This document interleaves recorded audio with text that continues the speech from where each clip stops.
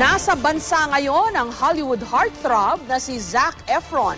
Bukod sa kanya, narito rin ang international singers na sina Apple the App at si Jessica Sanchez. May report si Trisha Zafra.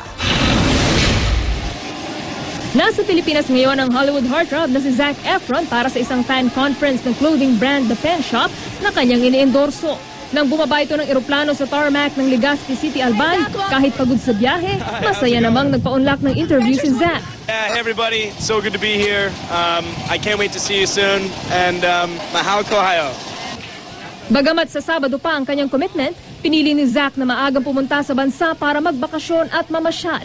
Marami raw kasing naikwento ang kanyang ama na nakapaglibot dito sa bansa bilang merchant marine at dahil na rin sa ex-girlfriend itong si Vanessa Hudgens na may dugong Pinoy.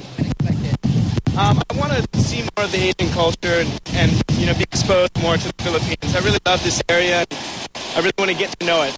And then of course Vanessa is Filipino. I learned a lot from her.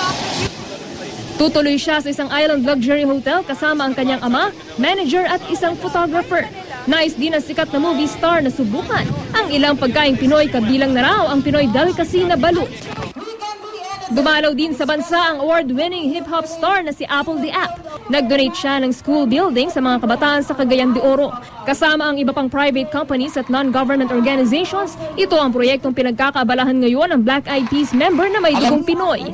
Labis ang pasasalamat ng mga kabataan sa handog na ito ng international star. Ikinatuwa naman ng mga opisyal ng Department of Education ang pagtulong ng international singer na nagdo-donate ng school building sa iba't ibang lugar sa Northern Mindanao kung saan mas kailangan daw ng suporta. This is just the beginning of the project.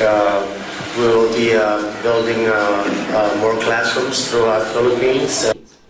Bukod kay Apple at Zac, nandito pa rin sa bansa ang American Idol Season 11 finalist na si Jessica Sanchez. Dumating siya sa bansa noong September 18 kasama ang iba pang AI finalists. Bukod sa concert nitong nakaraang Biyernes, may ilang projects pa siyang pinagkakaabalahan. Isa na dyan ang pag-endorse isang fast food chain. Talaga namang enjoy na enjoy daw siya sa kanyang pagbisita sa Pilipinas. My best experience was just driving around the Philippines. Just looking out the window and seeing like how the Philippines is. It's amazing and it's beautiful here. And my album is coming out at the end of the year, and I'm working on it right now. And there's more fresh, younger songs. So I'm looking. Trisha Zafra, GMA News.